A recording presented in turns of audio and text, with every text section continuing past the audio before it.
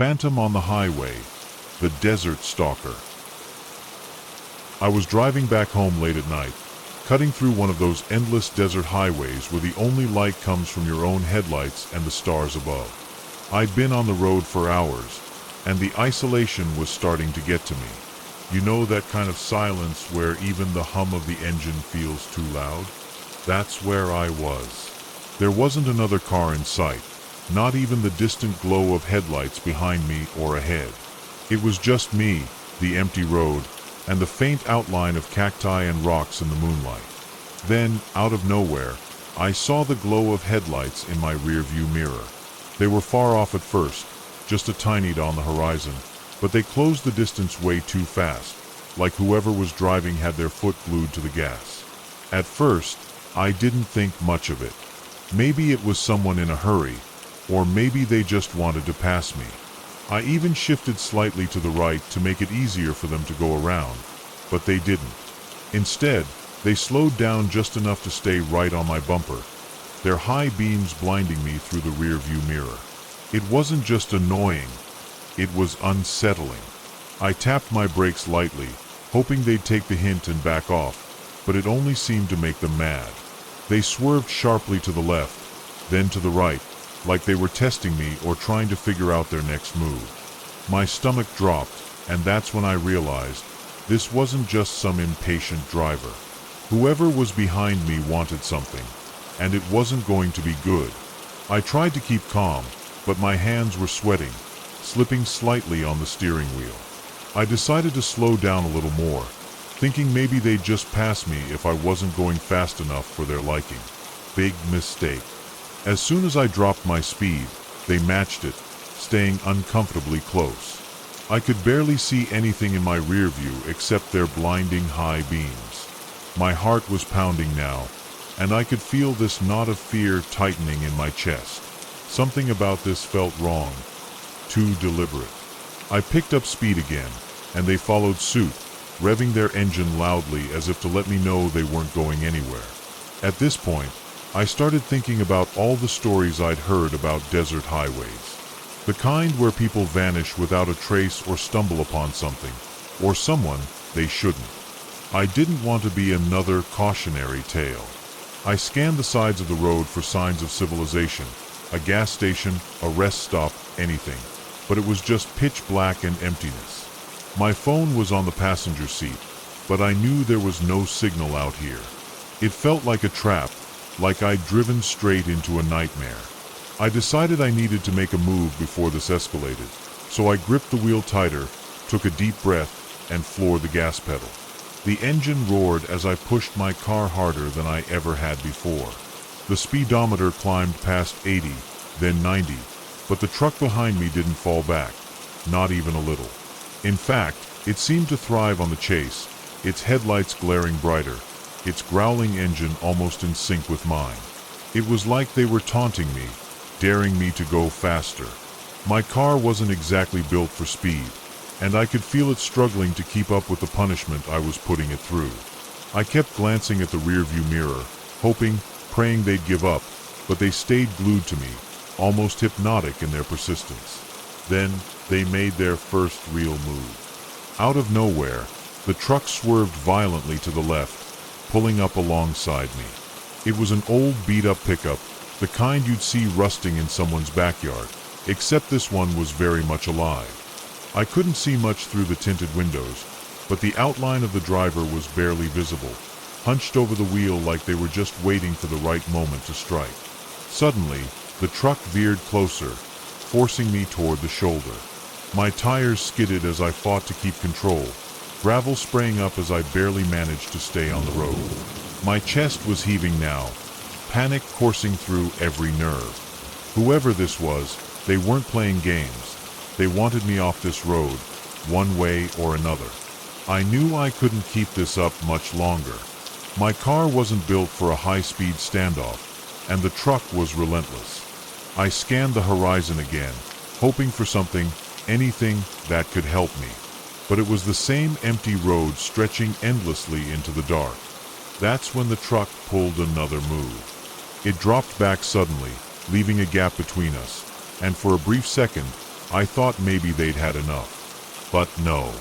They gunned it, speeding forward like a missile aimed straight at me. I had just enough time to swerve into the opposite lane, narrowly avoiding being rear-ended. My tires squealed, and the car fishtailed slightly before I regained control. I was shaking now, the kind of tremor that makes your whole body feel unsteady. I kept thinking, why me? What do they want? But there was no time for answers, only reactions. I spotted a dirt road branching off the highway up ahead, and my first instinct was to take it. Maybe I could lose them in the twists and turns if I got off this straight stretch of death. Without hesitating, I yanked the wheel and turned onto the path. My car jolted violently over the uneven terrain, and the truck's headlights followed, bouncing erratically as it barreled after me. The road was narrow, with steep drops on either side. One wrong move and I'd be flipping into the abyss, but staying on the main highway wasn't an option anymore. The dirt road was worse than I expected, filled with ruts and loose gravel that made every turn feel like a gamble. The truck didn't care, though. If anything, it seemed even more determined now, its headlights bobbing wildly as it closed the gap between us. Every bump jolted me in my seat, and I could hear the undercarriage of my car scraping against rocks. My breath was coming in short, panicked gasps, but I didn't dare slow down. I kept glancing in the rear view, hoping the uneven terrain would slow the truck down, but it just kept coming, steady and unrelenting like a predator stalking its prey. Then, something weird happened.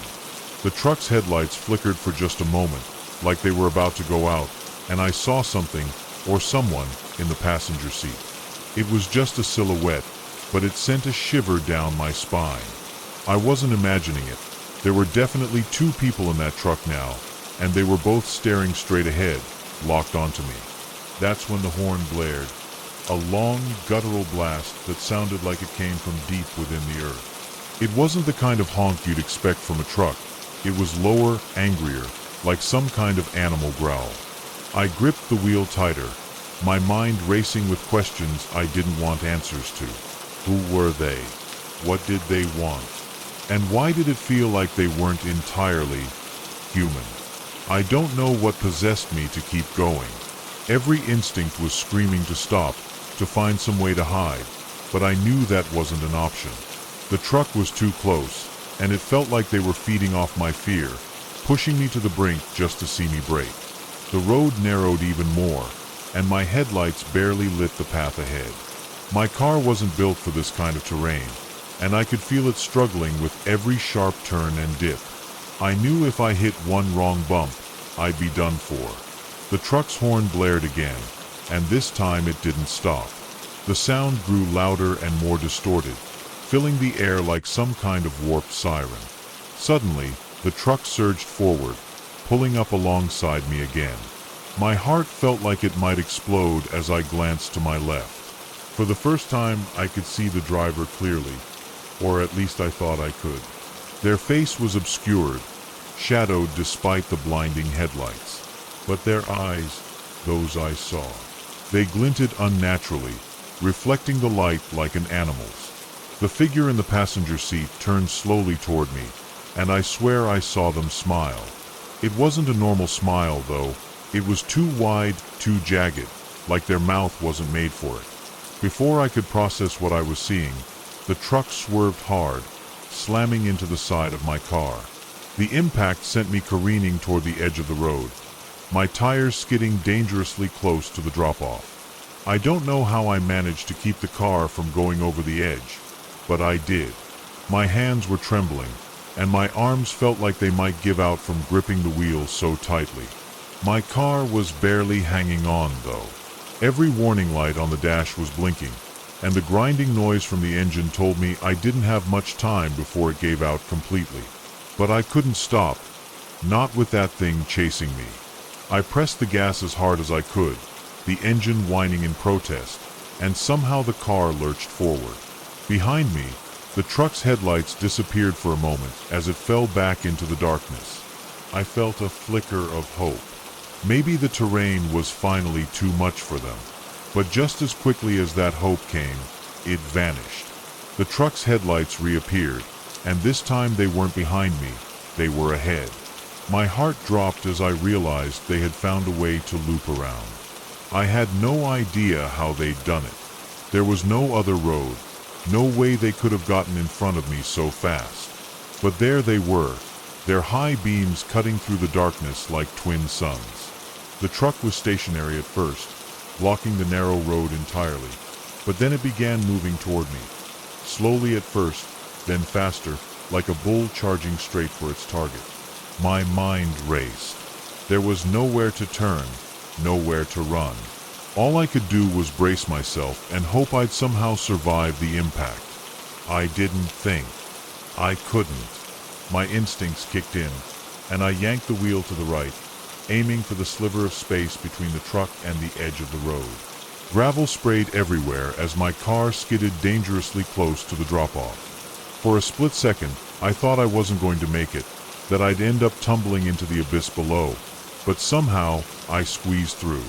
The truck's horn blared again, deafeningly loud, and I felt the side of my car scrape against its front bumper. Sparks flew, and my heart stopped as I fought to keep the car steady. My tires caught, and I surged forward, leaving the truck behind, for now. But it wasn't over. In my rearview mirror, I saw the truck swing around violently, its headlights slicing through the dust cloud I'd left behind. It was coming for me again, faster this time, like it was enraged that I'd gotten away.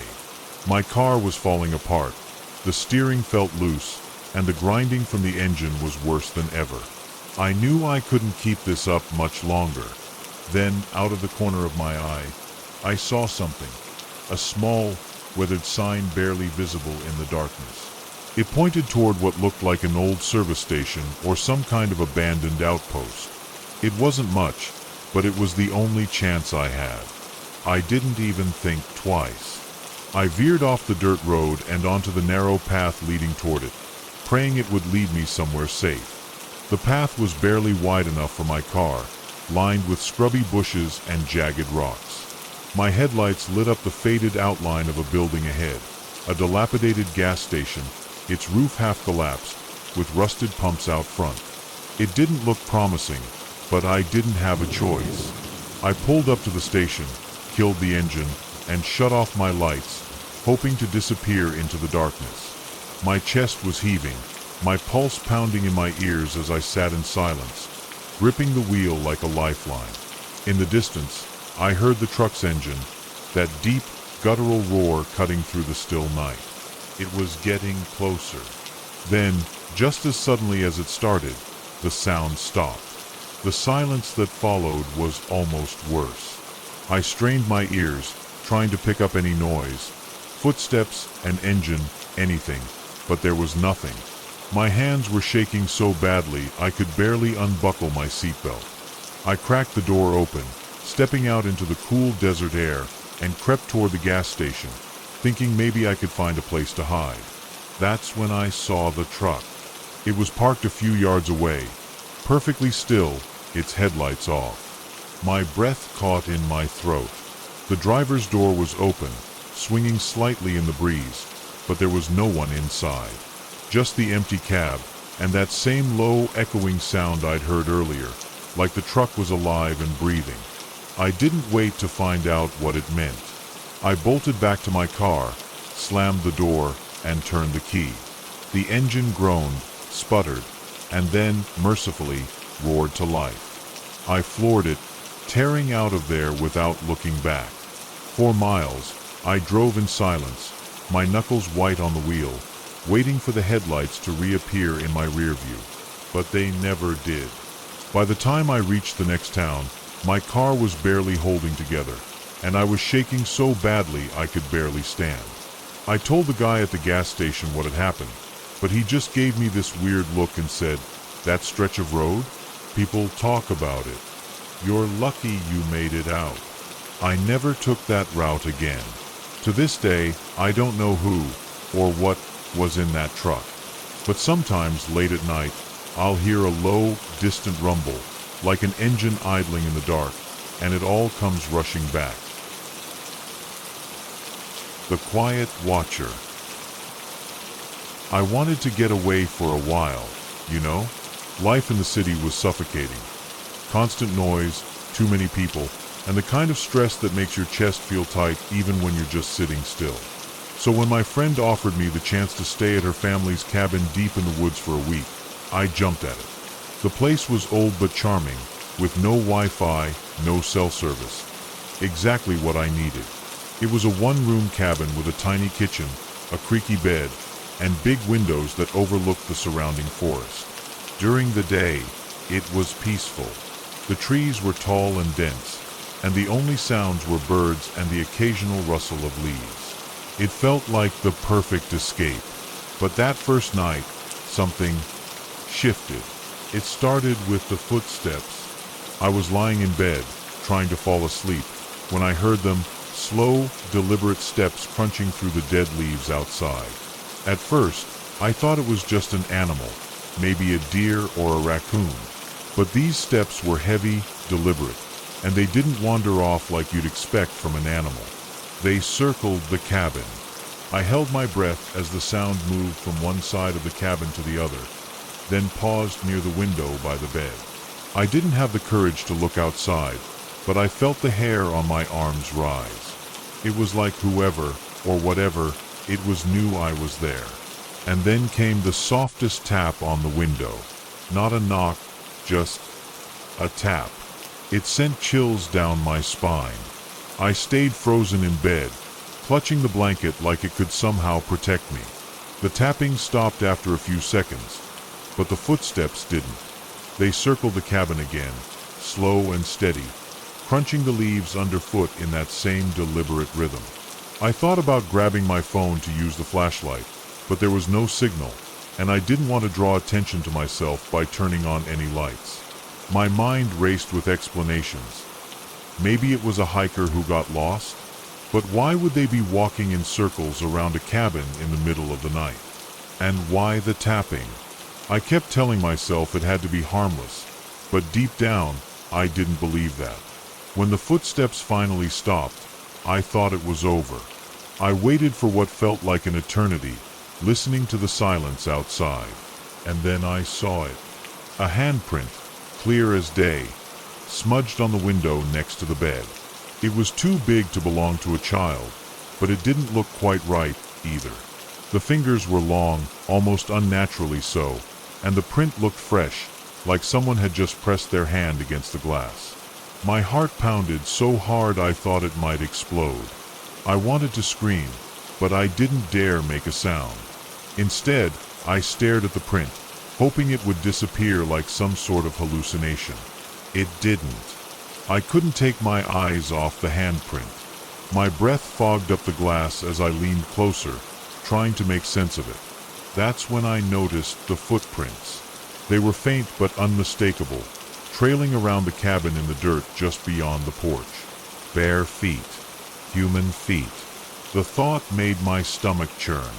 I hadn't heard anyone run off, and yet the prints seemed to come out of nowhere, circling the cabin and stopping right below the window where I was standing. My rational brain was screaming for answers, but none of them made sense. Who walks barefoot in the woods at night? And why would they leave handprints on my windows? Every nerve in my body told me not to open the door, not to investigate. Instead, I locked the front door, double-checked the windows, and grabbed the kitchen knife I'd seen in the drawer earlier. I sat down in the middle of the room, where I could see every angle, and tried to stay calm. The cabin suddenly felt too small, too vulnerable. The quiet was unbearable. I couldn't tell if it meant whatever was out there had gone or if it was just waiting. I told myself I was being paranoid, but I couldn't shake the feeling that I was being watched. The worst part was, I didn't hear anything else. No footsteps, no tapping, just silence. Somehow, that was even more terrifying. The silence stretched on, and I started to doubt myself. Maybe I'd imagined it. The footsteps, the tapping, even the handprint. Maybe my mind was playing tricks on me after being out here alone. I got up, knife still in hand, and forced myself to check the windows again. That's when I saw it. On the window by the kitchen, There was another handprint, this one smeared as if whoever, or whatever, had dragged their fingers down the glass. My heart dropped.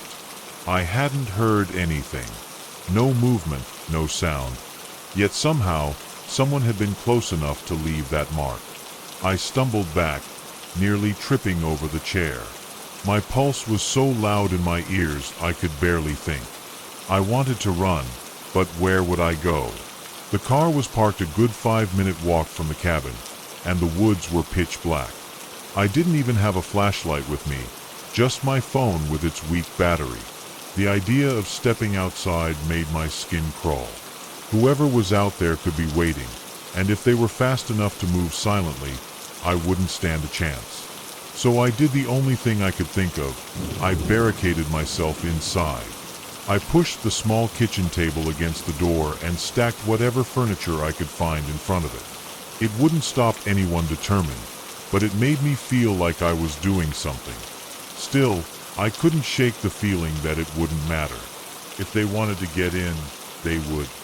I don't know how long I sat there, huddled on the floor with the knife clutched in my hand, staring at the door and windows. My eyes kept darting back to the kitchen window, half expecting another handprint to appear, but the glass stayed clean. The minutes dragged on, and the silence grew heavier, pressing down on me like a weight. Then, just as I started to think maybe it was over, I heard it again. Footsteps. They were slower this time, like whoever it was wanted me to know they were there. They circled the cabin once, then stopped. My ears strained to catch any hint of movement, and that's when I heard the creak of the porch steps. Someone, or something, was right outside the door. I held my breath, gripping the knife so tightly my knuckles ached. A soft, deliberate knock echoed through the cabin. Not loud, not frantic, just 3 slow knocks, like a warning. My stomach twisted into knots. I didn't move, didn't even blink. The knock came again, the same slow rhythm, followed by something I'll never forget, a low, guttural hum. It sounded almost human, but off, like someone trying to imitate a tune but getting it all wrong. The sound vibrated through the door, through me, and then it stopped. The footsteps started up again, retreating back into the woods. But the terror didn't leave with them. I stayed there for hours, too scared to move, listening for any sound that might signal the footsteps returning. But it never came. When the first light of dawn seeped through the trees, I finally felt brave enough to stand up. My legs were stiff, and my hands were shaking as I peeked out the window. The forest looked different in the daylight, calm, almost inviting, but the sight on the ground outside made my stomach turn. The footprints were still there, circling the cabin, and now I could see how deep they were, pressed into the dirt like whoever made them was unnaturally heavy. The bare feet were large, the toes splayed in a way that didn't look entirely human.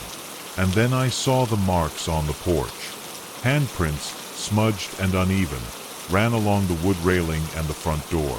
There were streaks, too, as if fingers had dragged along the surface. I opened the door a crack, knife still in hand, and scanned the area. The air was cold and still. Nothing moved, not even the trees. But the prints were unmistakable, and they led off into the woods, disappearing among the leaves. I thought about following them, but the idea of stepping into that forest, knowing something was out there, was too much. Instead, I locked the cabin one last time, threw my things into my bag, and bolted for my car. I didn't look back until I was on the road, miles away from that place. Even now, weeks later, I can't get that night out of my head. I've gone over it 100 times, trying to make sense of what happened. Maybe it was some twisted prank, but who would go to such lengths in the middle of nowhere? And those footprints, they weren't something anyone could fake. I didn't tell my friend the whole story when I returned her the keys. I just said the cabin wasn't for me and left it at that. I thought maybe putting distance between me and that place would help, but sometimes at night, I swear I can still hear those footsteps, slow and deliberate, circling my apartment. The worst part is the questions that won't stop running through my head. What would have happened if I'd opened the door? If I'd followed those prints into the woods? A part of me wonders if I made the right choice by running. But deep down, I think I know the answer. Whatever was out there, it wasn't human. And it wasn't just passing through.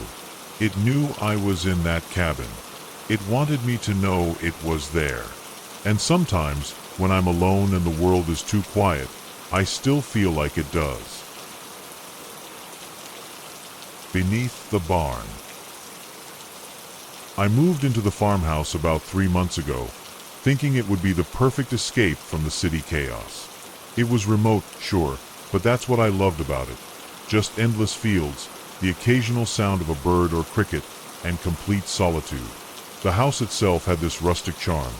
Creaky wood floors, a porch swing that overlooked the empty road, and a barn in the distance that I'd yet to explore.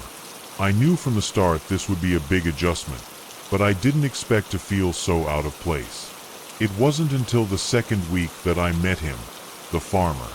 I was fixing the fence near the edge of the property when he walked up, a wiry old man with piercing blue eyes that felt like they could see right through you.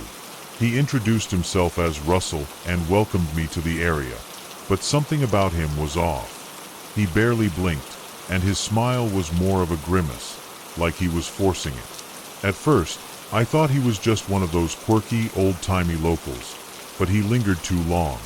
He asked way too many questions. If I lived here alone, what brought me out here, if I planned on staying for good. I didn't know how to brush him off without being rude, so I answered vaguely, hoping he'd take the hint. He didn't. Instead, he pointed toward the barn in the distance and said, "You best keep that locked up tight. Don't want anything wandering in or out."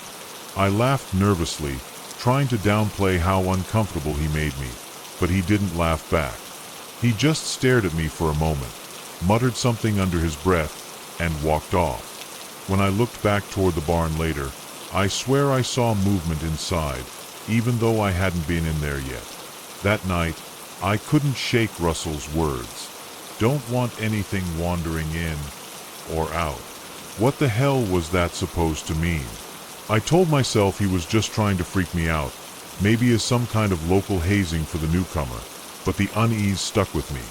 I decided to check the barn the next morning, mostly to prove to myself that there was nothing weird going on. The old wooden doors creaked as I pushed them open, and inside was nothing. Well, almost nothing. Just some rusted tools, a few empty feed sacks, and an ancient, broken-down tractor covered in dust. The air was damp and smelled faintly of mildew, but nothing seemed out of the ordinary. I felt stupid for even being nervous about it, but as I turned to leave, I noticed something carved into one of the beams near the door. "Keep out." The letters were jagged, like someone had scratched them in a hurry, and underneath was a symbol I didn't recognize, almost like an eye, but twisted, distorted. That night, the farmhouse didn't feel so cozy anymore. Every creak and groan of the old wood made me jump, and I kept looking out the window toward the barn. At around 2 a.m., I thought I heard footsteps on the porch.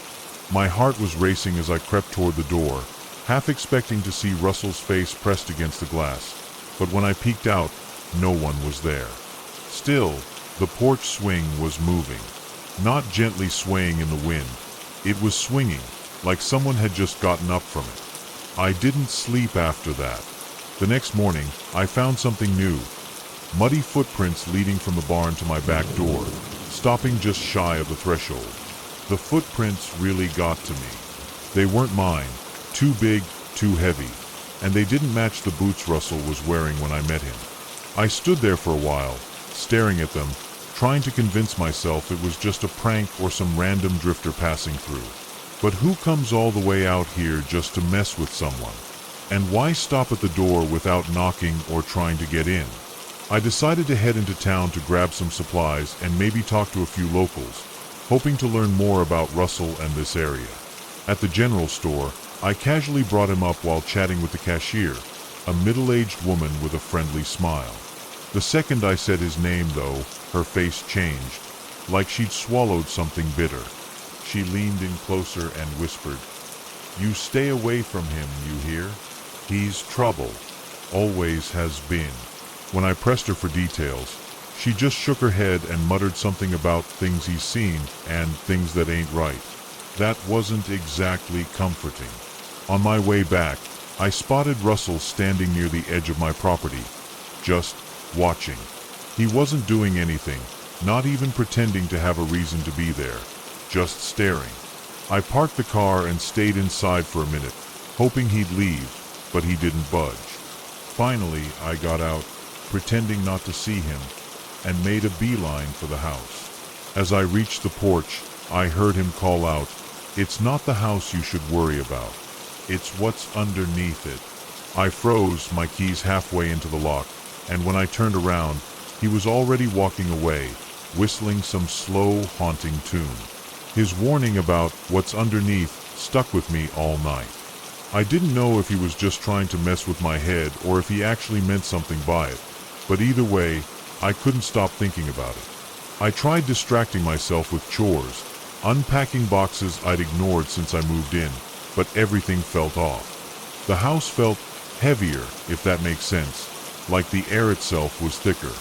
At one point, I went down to the basement to grab a toolbox, and that's when I noticed something strange. The floor wasn't just concrete, it had a section of wooden planks, almost like a trapdoor. I hadn't paid much attention to it before, but now it seemed glaringly out of place. I gave it a cautious nudge with my foot, and the board shifted slightly, revealing a gap underneath. My curiosity got the better of me, so I grabbed a flashlight and pried one of the boards loose. The smell hit me first, earthy, damp, and sour, like something rotting deep in the ground. The flashlight beam barely cut through the darkness below, but I could make out a narrow tunnel leading downward, carved straight into the dirt. I was debating whether to climb down or cover it back up when I heard something. It wasn't loud, just a faint scraping sound, like claws dragging against the dirt walls. My stomach churned, and I felt a cold sweat break out on my skin. I backed away slowly, keeping the flashlight pointed at the opening, and just as I reached the stairs, I thought I saw movement, a shadow shifting at the edge of the beam. That was enough for me.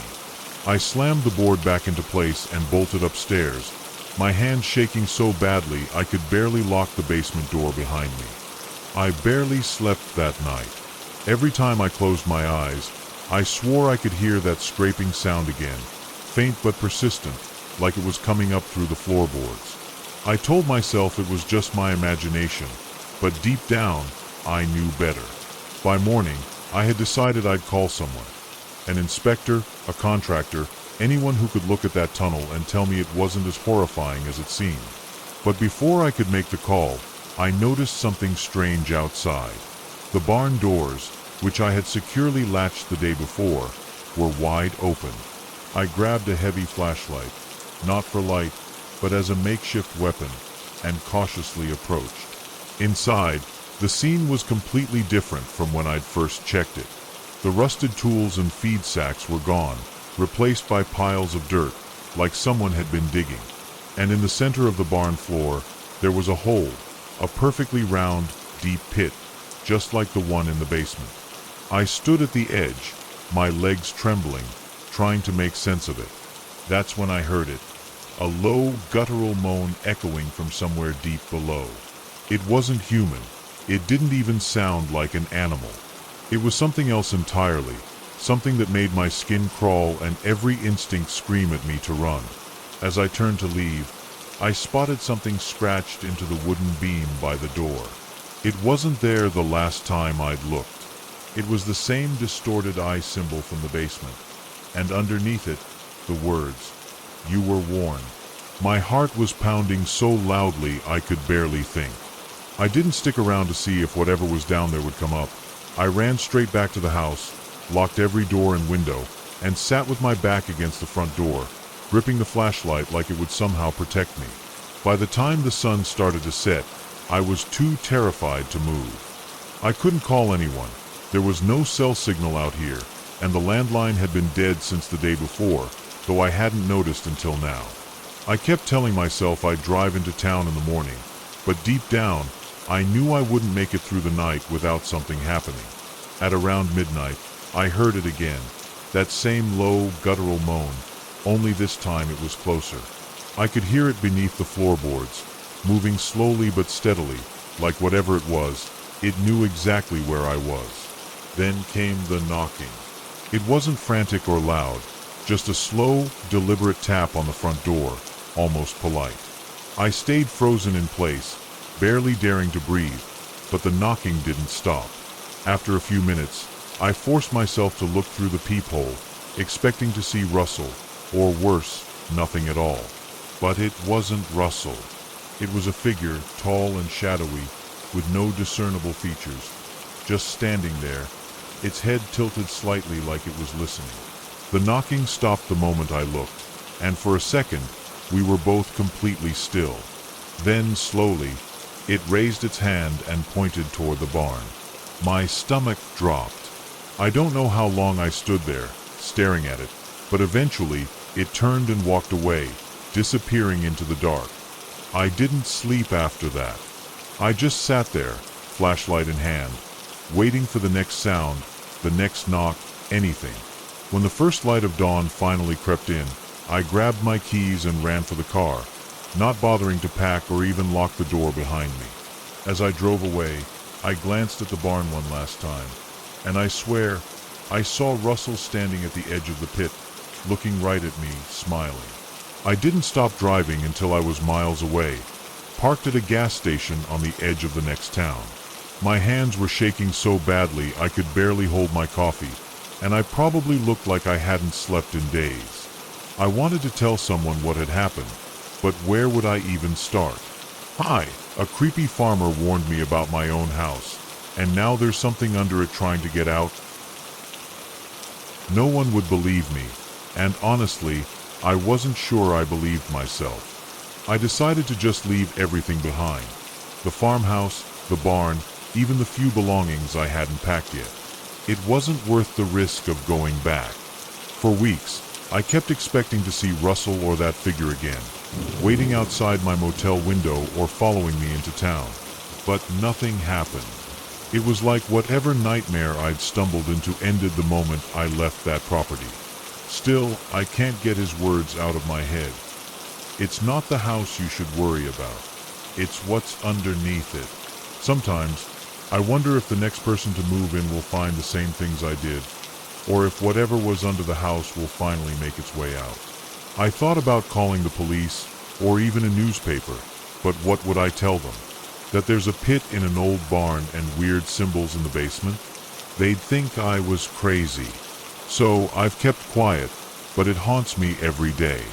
I still have nightmares about the knocking, about those footprints and that awful moan. And sometimes when I'm alone, I think I hear that sound again, faint and far away, like it's still looking for me. The Watcher in Pine Hollow. I was driving through the middle of nowhere on a road trip that was supposed to be a mix of escape and adventure. My car started acting up about 30 miles from the nearest town, a remote little speck on the map called Pine Hollow. By the time I rolled into town, the engine was making a grinding noise that had my stomach twisting in knots. I spotted a mechanic shop on the edge of the main strip, the only place with a light on besides the diner across the street. It was already dusk, and the air felt heavy, like it was holding its breath. I pulled in, and this lanky guy in greasy overalls came out. He looked friendly enough, but there was something about the way his eyes lingered a little too long on me that made me uneasy. He said he'd take a look, but it might take a while since he was short-staffed. I left him to it and wandered over to the diner to kill time. My phone buzzed as I was sitting at the counter, waiting for my coffee. The message was from an unknown number. Nice jacket. Red suits you. I froze, my heart thudding in my chest. I was wearing a red jacket, and I hadn't seen anyone else around except the mechanic. I glanced out the diner's window toward the shop, but I couldn't see him from where I was sitting. It could have been a coincidence, I told myself. Maybe it was a wrong number, even though it didn't feel like one. I deleted the message and tried to brush it off, but I couldn't shake the feeling that I was being watched. About 15 minutes later, another text came in. You shouldn't leave your car with strangers. Not everyone is who they seem. My hands started shaking as I stared at the screen. This wasn't a coincidence anymore. I looked around the diner, but it was almost empty. Just the waitress wiping down a table and an older couple near the door. My car was still parked at the shop, its hood propped open. The mechanic wasn't in sight. I thought about calling the number, but something told me I didn't want to hear the voice on the other end.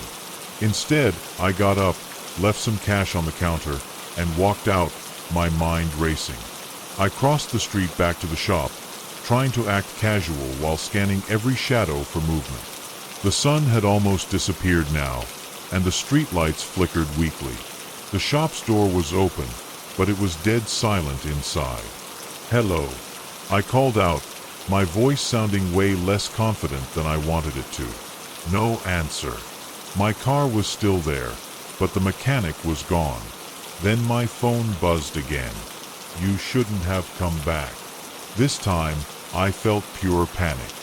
I turned around, half expecting someone to be standing right behind me, but the street was empty. My breath caught in my throat as I backed toward my car, fumbling for my keys.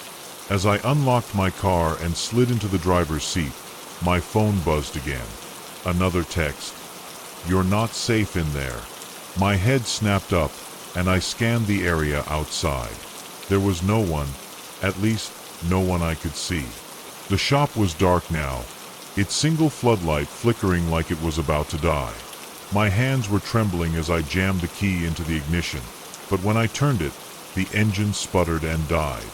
I tried again, harder this time, but all I got was that same grinding noise. It didn't make sense. The car had been fine when I left it here. My breathing was shallow, my mind racing with questions. Had the mechanic done something?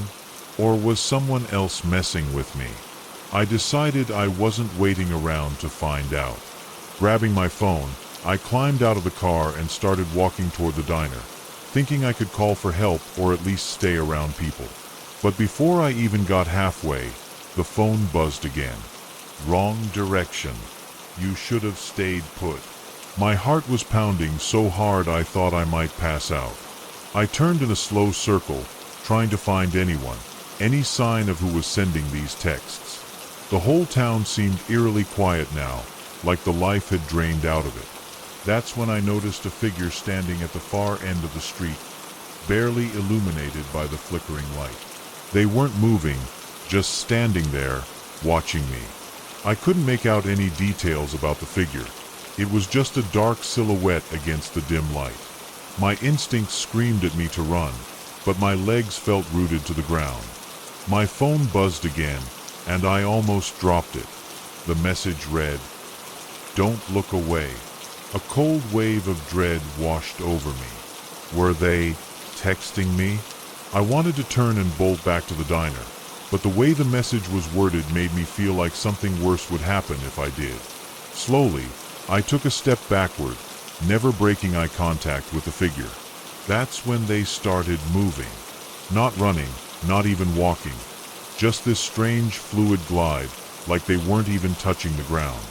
Panic kicked in, and I turned and sprinted toward the diner as fast as I could. My lungs burned, my ears filled with the sound of my own frantic breaths. I burst through the door and shouted for help, startling the waitress and the older couple. "There's someone outside." I managed to choke out. The waitress came around the counter, looking concerned but skeptical. She walked over to the window, but when she looked out, her expression shifted to confusion. "There's no one there," she said. I ran to the window, pressing my face against the glass, but she was right. The street was empty. No shadowy figure. No movement at all. I tried to explain, my words tumbling over each other as I described the figure, the texts, and the way they had glided toward me. The waitress's face softened like she thought I was just some overtired traveler losing it. "Maybe it was a trick of the light," she offered. clearly trying to calm me down. But before I could argue, my phone buzzed again. I didn't want to look, but I had to.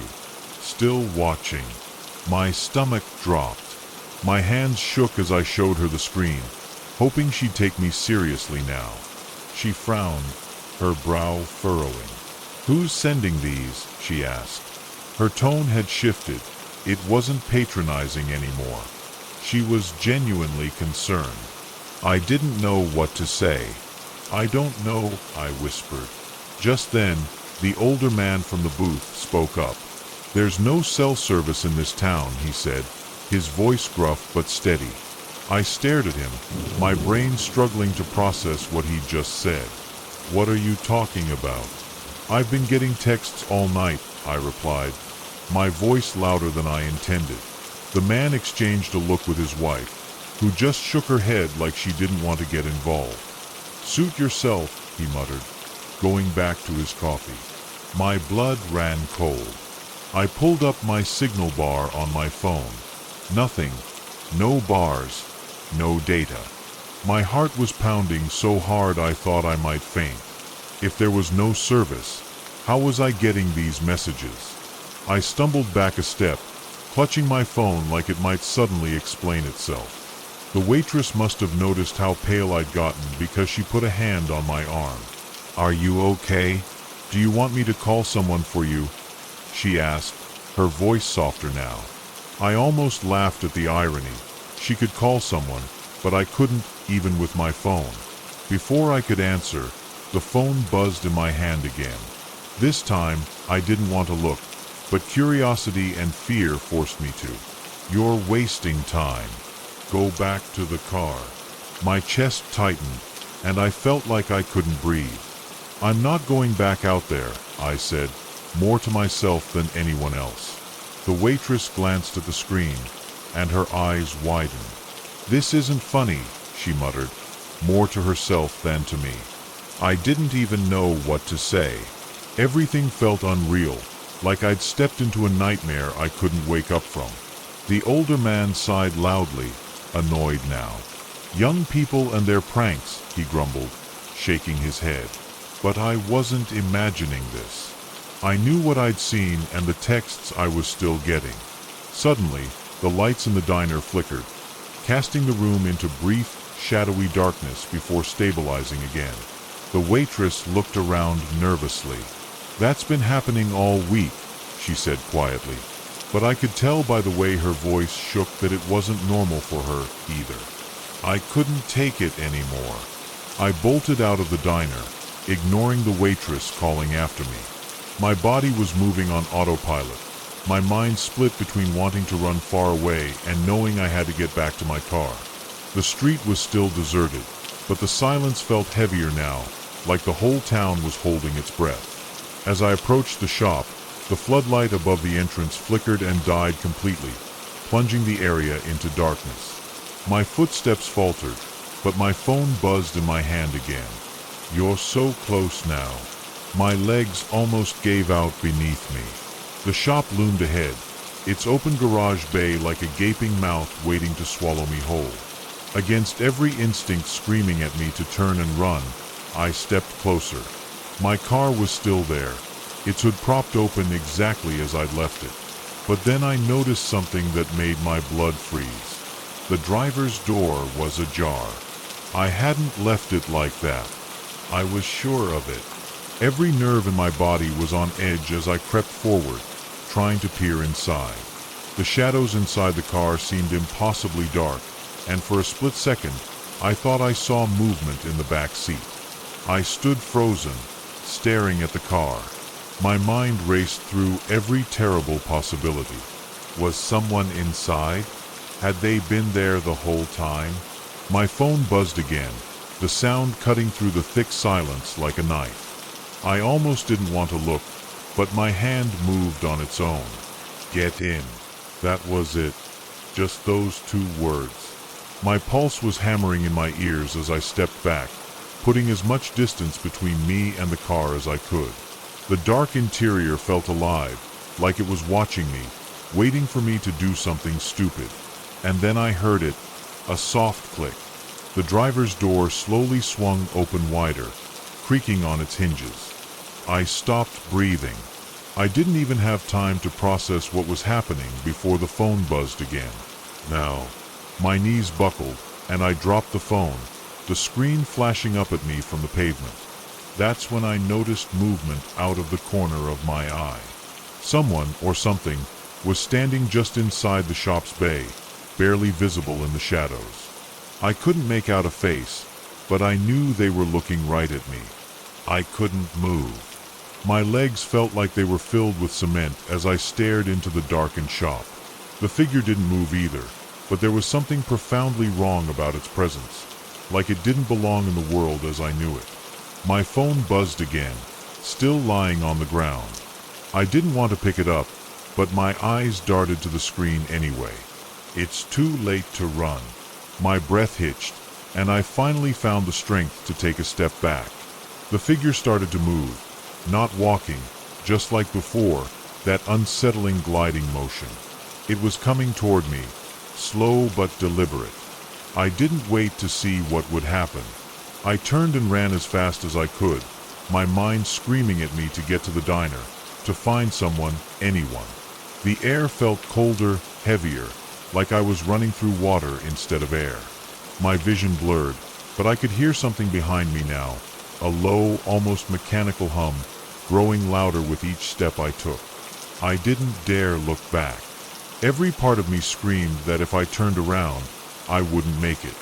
The diner was just ahead, its neon sign flickering weakly. I could see the waitress standing near the door, her face twisted in confusion as she watched me sprint toward her like my life depended on it. Just as I reached the door, I felt the air shift behind me, like something had rushed forward, brushing past me without touching. I stumbled inside, collapsing against the counter. "Lock the door," I shouted, my voice cracking. The waitress hesitated for a second, then hurried over and bolted it, flipping the closed sign for good measure. "What's going on?" she asked, her voice shaky. I couldn't even answer. My phone buzzed again, louder in the quiet diner. I forced myself to look. "You can't hide." My chest tightened as the room seemed to shrink around me. I shoved the phone onto the counter, like putting distance between me and the message would make it less real. The waitress picked it up, her face pale as she read the text. "Who is this?" she whispered, more to herself than to me. Before I could respond, the lights flickered again, and this time they went out completely. The diner plunged into complete darkness, and for a moment, all I could hear was the sound of my own breathing and the faint creak of the building settling. "Stay calm," the waitress whispered, but her voice trembled, betraying her own fear. I clutched the edge of the counter, trying to ground myself, but then I heard it, a faint scraping sound coming from the front door. It was slow and deliberate, like fingernails dragging across the glass. My stomach turned. "Don't open it," I hissed, even though she wasn't moving toward it. My phone buzzed again, the glow of the screen illuminating the countertop. The message read, "Let me in." My hand instinctively shot out to grab the phone, but I stopped halfway, like touching it would make it worse. The scraping grew louder, more insistent, as if whoever or whatever it was knew we were inside. The waitress stepped back, her eyes wide, and I could see her debating whether to make a run for the back exit. I shook my head, mouthing, "Don't." The air in the room felt charged, like a thunderstorm was about to break. The scraping stopped suddenly, leaving an eerie silence that felt even worse. My phone buzzed one last time, the sound deafening in the stillness. With trembling hands, I picked it up and read the message. "Turn around." My breath caught in my throat, and every nerve in my body screamed not to do it. But before I could make a decision, the waitress gasped. I whipped my head toward her, but she wasn't looking at me. She was staring at the window. Slowly, I followed her gaze. There it was. That figure, standing just outside the glass, its outline barely illuminated by the weak light of the flickering diner sign. It wasn't moving, just standing there, staring. But then I realized something even worse. It wasn't a reflection. It was inside.